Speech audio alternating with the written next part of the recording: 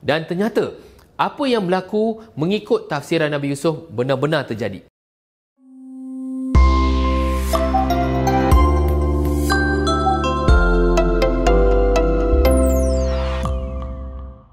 Assalamualaikum dan salam sejahtera semua.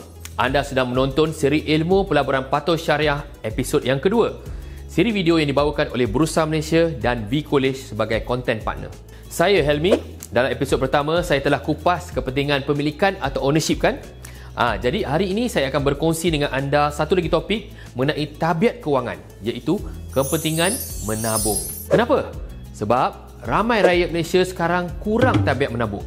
Jadi sebelum kita menjadi pelabur atau pemilik saham, perkara pertama yang perlu ditekankan adalah mula menabung dan buat tabungan secara konsisten. Bila dah menabung, barulah ada modal untuk membeli atau memiliki aset seperti saham syarikat. Jika dilihat dalam aspek perancangan kewangan peribadi, perkara utama adalah keperluan untuk menabung dulu. Jadi mulakan menabung antara 10% hingga 30% daripada pendapatan anda setiap bulan.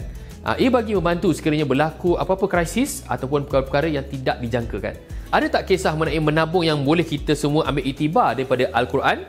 Jawapannya mestilah ada. Dan buktinya, jom kita dengar satu kisah ni. Saya sembang sikit.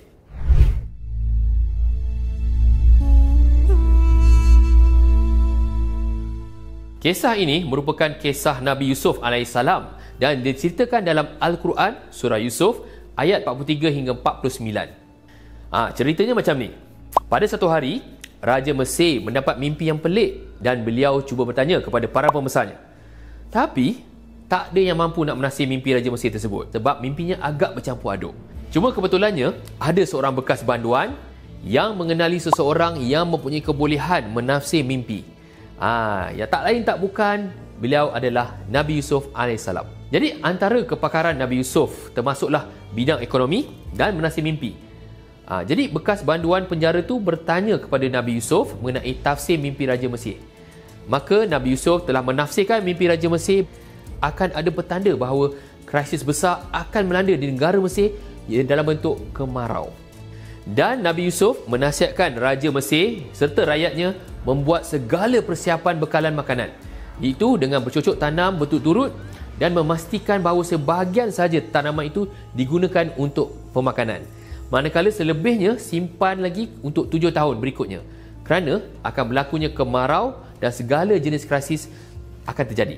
Maka Raja Mesir pun mengikut nasihat Nabi Yusuf. Dan ternyata apa yang berlaku mengikut tafsiran Nabi Yusuf benar-benar terjadi. Tetapi memandangkan Raja Mesir dan rakyatnya telah membuat persediaan awal, mereka dapat hadapi setiap krisis dengan baik di atas nasihat Nabi Yusuf. Semenjak tu, Nabi Yusuf diberikan kepercayaan oleh Raja Mesir untuk menjaga hal ehwal kewangan negara Mesir pada zaman tu. Apa pengajaran yang kita semua boleh dapat kat sini adalah pentingnya mempunyai persediaan sebelum hadapi apa-apa krisis.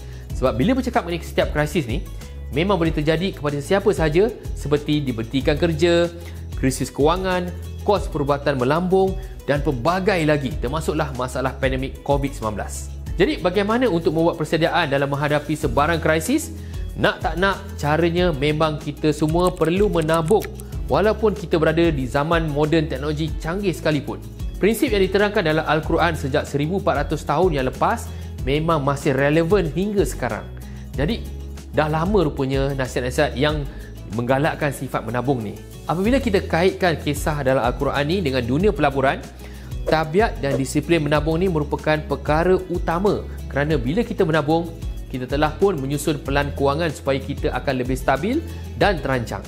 Sebagai permulaan, boleh sediakan duit untuk tujuan kecemasan antara 3 hingga 6 bulan pendapatan. Bila anda dah mula menabung, anda juga tidak terikat dengan pelbagai jenis masalah kewangan, termasuklah masalah hutang.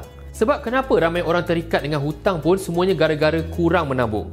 Jadi itu yang menyebabkan punca pelbagai jenis masalah terjadi bila berlakunya setiap krisis. Jadi kita kena belajar memupuk sifat menabung tu secara step by step supaya kita pun boleh belajar secara berjimat cermat dalam kewangan. Sama-sama kita jadikan kisah Nabi Yusuf AS ni sebagai teladan.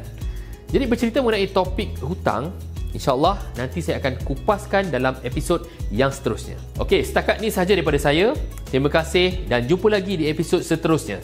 Assalamualaikum.